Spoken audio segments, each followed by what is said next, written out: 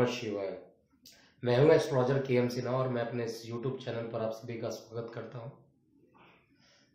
कैसा होगा वर्ष 2019 मिथुन लगन वाले जातकों के लिए? देखिए,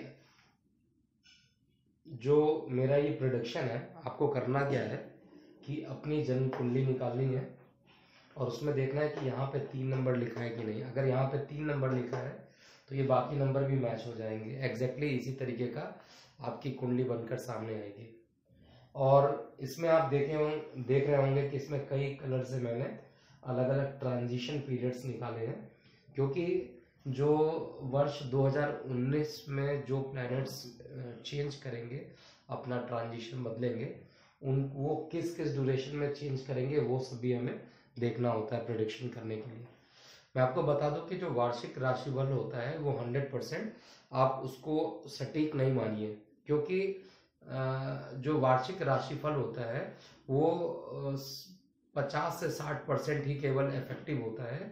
बाकी जो चीज़ें होती हैं वो आपके जन्म के समय की जो कुंडली होती है उसमें ग्रहों का कितना बल होता है, उनके आधार पर हम लोग सही प्रेडिक्शन कर सकते हैं। लेकिन जनरल क्या प्रेडिक्शन हो सकता है मिथुन राशि वाले लोगों के लिए, वो हम इस वीडियो में समझेंगे। देखिए, सबसे पहले हम स्टार्ट करते हैं। यहाँ पे जो 3 नंबर लिखा हुआ है, 3 और 6, इन दोनों का जो मालिक होता है वो बुध होता है। तो बुध की जरा पोजीशन लोग देखते हैं कि बुध इस कुंडली में कहाँ पर है। तो बुध आपको दिख रहा होगा कि ये रोग स्थान पे बैठा हुआ है और साथ में गुरु के साथ बैठा हुआ है। तो गुरु के साथ अगर बुध बैठा हुआ है तो जो गुरु होते हैं वो आपको मार्गदर्शन कराते हैं, और जो बुध प्लैनेट होता है वो आपकी बुद्धि यानी बुद्धि से आपका काम बनाने वाला होता है। तो ये बड़ी अच्छा संयोग है। लेकिन बना कहाँ पर है? यहाँ पर बना भले ही गलत घर में बना है, लेकिन यहाँ पर आपको अच्छा फल देगा। उसका रीजन क्या है कि यहाँ पे जो गुरु है वो मंगल की राशि में है, और मंगल को आप ढूंढिए, मंगल यहाँ पर है, मंगल गुरु की राशि में है। तो जब भी प्लैनेट अपना स्थान परिवर्तन करते हैं तो वो एक विपरीत राजयोग बन जाता है, एक बहुत अच्छा राजयोग बन जाता है, और वहां पर जो फल मिलता है वो निगेटिव की जगह पर हमें पॉजिटिव फल मिलता है। तो यहाँ पर इस कुंडली में बुध और गुरु का जो कॉम्बिनेशन है, जैसे ही 1 जनवरी 2019 का टाइम आएगा वैसे ही बुध अपना घर चेंज कर लेगा, और बुध की जो पोजीशन होगी वो वृश्चिक राशि से चेंज होकर धनु राशि में चला जाएगा।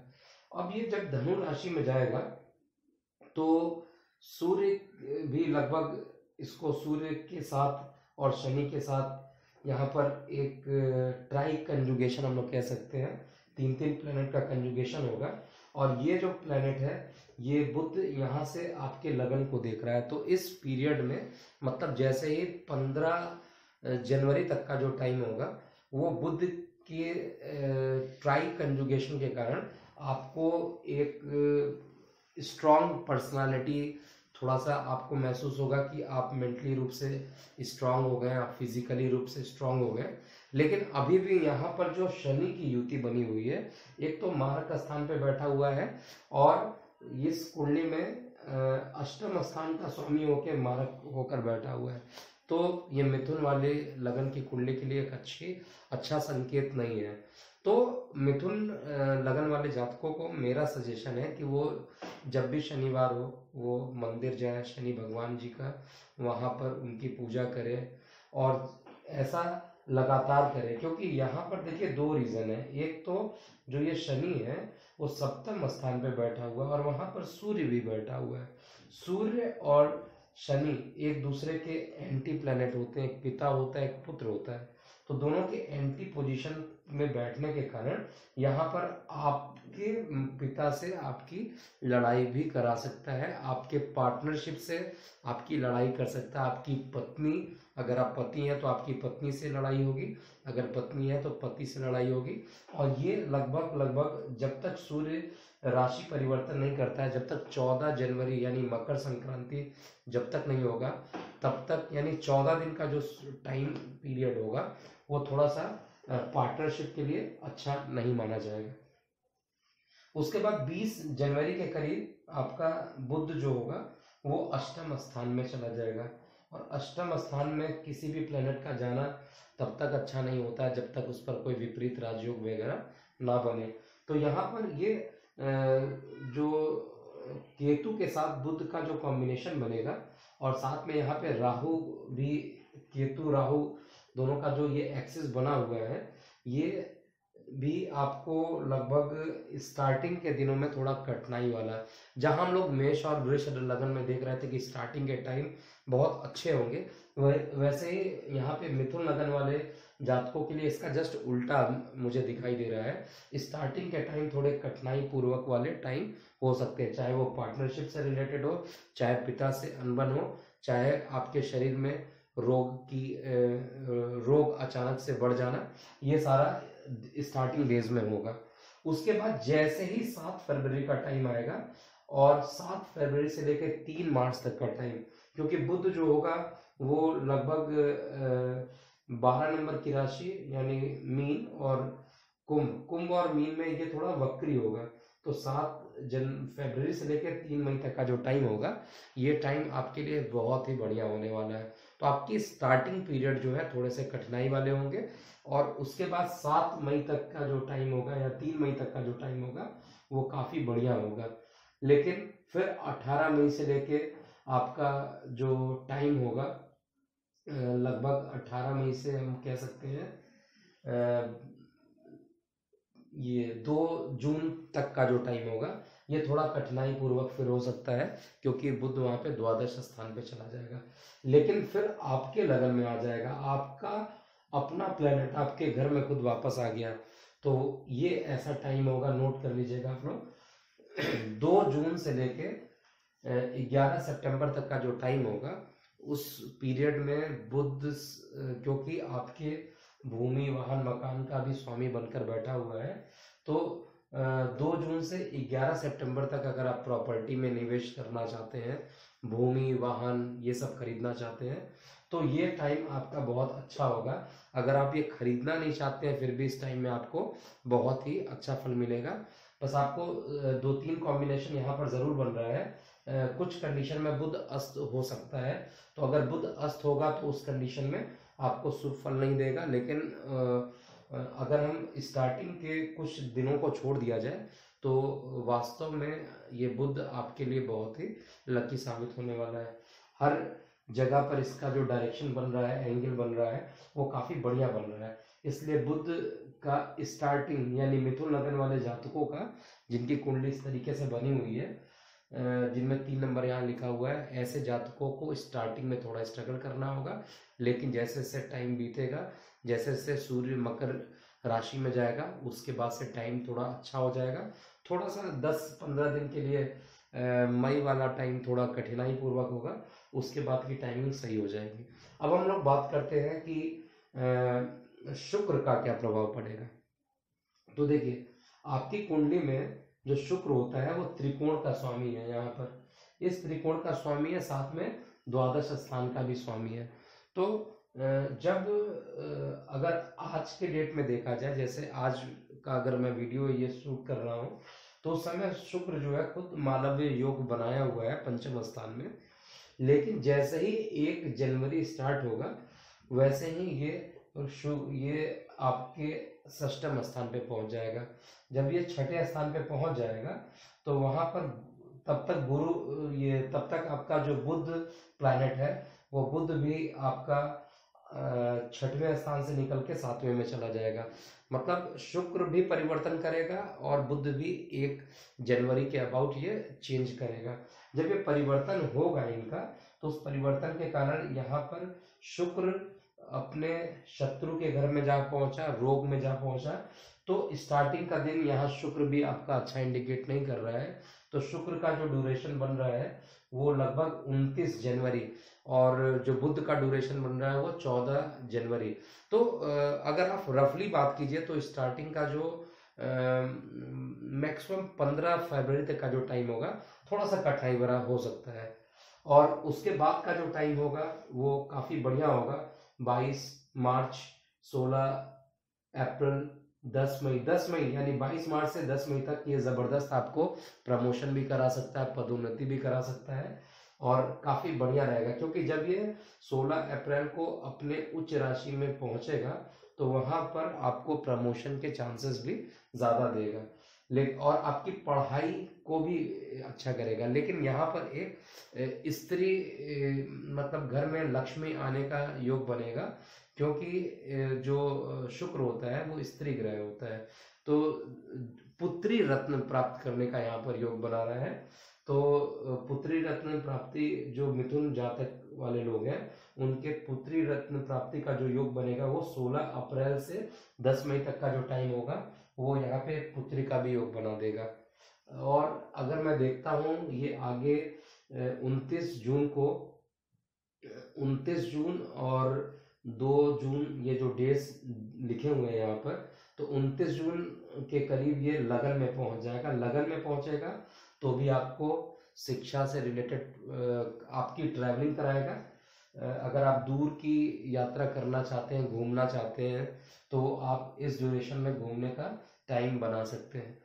यहाँ पर जब 23 जुलाई का टाइम आएगा तो ये कर्क राशि में चला जाएगा। यहाँ पर भी ठीक फल देगा, लेकिन जब ये लगभग यहाँ पर पहुंचेगा जहाँ पर 5 नंबर आपको लिखा हुआ है, यहाँ पर इसकी मुलाकात बुध से भी होगी, शुक्र से भी होगी और मंगल से भी होगी। तो बुध, शुक्र और मंगल का जो योग बनता है, बुध, शुक्र और मंगल, ये जबरदस्त योग बनता है। देखिए अगर उस पर बृहस्पति की दृष्टि पड़ गई तो सरस्वती योग बन जाता है।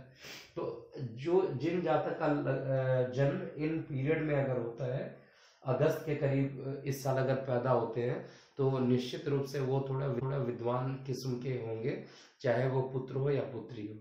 तो यहाँ पर एक अच्छा कंजुगेशन बन रहा है यहाँ पर। और देखा जाए तो फिर 16 सितंबर को शुक्र जो होगा ये आपको फिर सुख साधन वाले पोजीशन पे बैठ जाएगा, तो यहाँ पर भी बेटर ही रिजल्ट देगा। लेकिन प्रॉब्लम क्या है, बेटर रिजल्ट यहाँ पर नहीं दे पाएगा। अभी उसका मैं रीजन आपको बता रहा हूँ। ये जो 6 नंबर है ये इसकी नीच राशि है, कन्या में ये नीच हो जाता है। तो किस चीज को नीच हो जाता है, ये ट्रैवलिंग यानी व्यय, खर्चों को कम कर देगा और आपके जो पेट से रिलेटेड प्रॉब्लम दे सकता है। तो पढ़ाई में थोड़ा सा मन नहीं लगना, तो 17 सितंबर या जो प्रेम प्रसंग जिनका चल रहा होगा वहां पर ब्रेकअप का भी योग यहाँ पर बनेगा।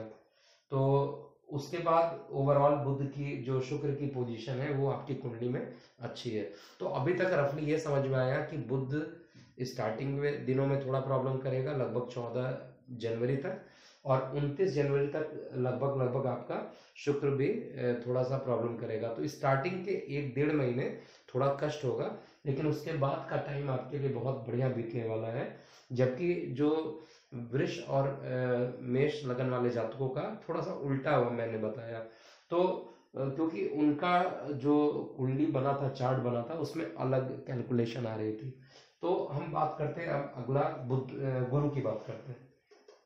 देखिए इस साल गुरु वैसे तो 11 मंथ में राशि को परिवर्तन करते हैं, तो ये गुरु जो है वो थोड़े टाइम के लिए धनु राशि में जाएंगे, फिर वापस लंबे टाइम तक फिर छठे स्थान पे आ जाएंगे और फिर वापस लगभग 5 नवंबर के करीब धनु राशि में आएंगे। जैसे ही धनु राशि में अपने घर में आएंगे वैसे ही आपकी कुंडली में देखिए मारक भी है, यहाँ पर ये मारक का पोजीशन बन रहा है और यहाँ पे केंद्र अधिपति दोष तो नहीं लग रहा है, 9 और 12 का मालिक होकर यहाँ पर बैठा हुआ है, अपने घर में जा रहा है, इसलिए केंद्र अधिपति दोष यहाँ पर नहीं लगेगा गुरु को और यहाँ पर ये अच्छा फल देगा। तो गुरु आपको पदोन्नति भी कराएगा। गुरु जो है आपके पार्टनरशिप में जो लड़ाइयाँ स्टार्टिंग में हो जाएंगी उन लड़ाइयों को भी लास्ट लगभग नवंबर 2019 तक इस चीज़ों को रिजॉल्व कर देगा, प्रॉब्लम को। अब हम बात करते हैं शनि। देखिए शनि जो है ये पूरा इस साल कहीं पे भी चेंज होने वाला नहीं है, शनि यहाँ का यहीं बैठा रहेगा। जब शनि सप्तम स्थान पे बैठेगा और एक प्रकार से देखिए तो मारक भी बन रहा है आपके प्लेनेट। तो यहाँ पर मैं बार बार बोल रहा हूँ कि अगर आपकी कुंडली में कोई चीज निगेटिव है तो वो शनि निगेटिव है। बुध अच्छा है, कुछ टाइम के लिए कष्ट देगा। शुक्र बहुत हल्के टाइम के लिए, जनरली देखिए सारे प्लेनेट हर समय अच्छा फल नहीं देते हैं। तो अगर आप ये मान के चलिए कि अगर 12 मंथ में अगर आपको एक मंथ कष्ट भी मिलता है तो ये बहुत अच्छी बात होगी कि 11 मंथ तो कम से कम खुशी मिल रहा है। तो यहाँ पे जो खुशी और गम का जो रेशियो बन रहा है वो काफी बढ़िया है बुध के लिए, शुक्र के लिए। गुरु तो बहुत अच्छा है ही, लेकिन आपके मार्क बनकर यहाँ पे पोजीशन पे बना हुआ है। इसलिए इस साल अगर आप कोई पार्टनरशिप में कोई काम करना चाहते हैं तो पार्टनरशिप में कोई भी काम अभी मत कीजिए।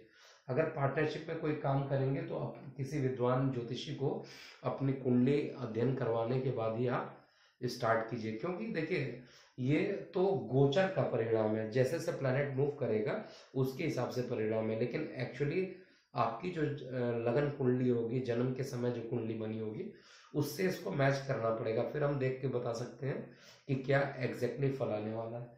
अब अगर बात करते हैं मंगल की, तो मंगल जो है खुद राशि परिवर्तन किया है। मंगल बृहस्पति के घर में है, बृहस्पति मंगल के घर में है, तो ये राशि परिवर्तन किया है। तो ये अभी जो करंट टाइम चल रहा है, लगभग आप मान के चलिए स्टार्टिंग जब होगा और 6 फरवरी तक का जो टाइम होगा, इसमें आपको लगभग जो मैंने टाइम कैलकुलेट किया है वो फरवरी के स्टार्टिंग में ही आपको प्रमोशन मिल जाएगा। और इस साल प्रमोशन मिलने के चांसेस बहुत ज़्यादा है। एक तो मंगल भी बता रहा है प्रमोशन होने का चांसेस, दूसरा गुरु भी बता रहा है, और तीसरा जो है बुध खुद, शुक्र जो है खुद यहाँ पर जब उच्च का होकर पहुंचेगा तो उस समय भी पदोन्नति की संभावना है। यानी अगर हम करियर के क्षेत्र में देखें तो काफी अच्छा है, लेकिन सैलरीड पर्सन के लिए, बिजनेस अगर कर रहे हैं तो उतना ही बुरा होगा। तो बिजनेस कर रहे हैं तो अपनी कुंडली का जरूर विश्लेषण कराएं, उसके बाद ही बिजनेस करें, नहीं तो नुकसान हो सकता है। और अगर सूर्य की पोजीशन देखा जाए तो सूर्य जो है आपकी राशि में ये पराक्रम का स्वामी होता है। तो जब 14 अप्रैल को ये मेष राशि में प्रवेश करेगा, उच्च का हो जाएगा, तो आप थोड़ा सा अपना नेम फेम आपका बढ़ जाएगा इस पीरियड में। क्योंकि जब पदोन्नति होगी तो लोग आपको जानेंगे कि इनकी पदोन्नति हो गई, तो नेम और फेम को बढ़ाएगा। और जब ये 17 अगस्त को भी अपने राशि में आएगा तो भी यहाँ पर आपका नेम फेम बढ़ जाएगा। थोड़ा सा जब ये तुला राशि में जाएगा तो यहाँ पे 18 अक्टूबर के करीब आपको ये प्रॉब्लम दे सकता है। तो ओवरऑल अगर मैं ये कहता हूँ कि 2019 कैसा होगा, तो 70% अच्छा जाएगा। मैं एक बार फिर से आपको रिपीट करा देता हूँ, मेष लगन वालों के लिए मैंने 80% बोला अच्छा जाएगा, मैंने वृष लगन वालों के लिए 85% बोला अच्छा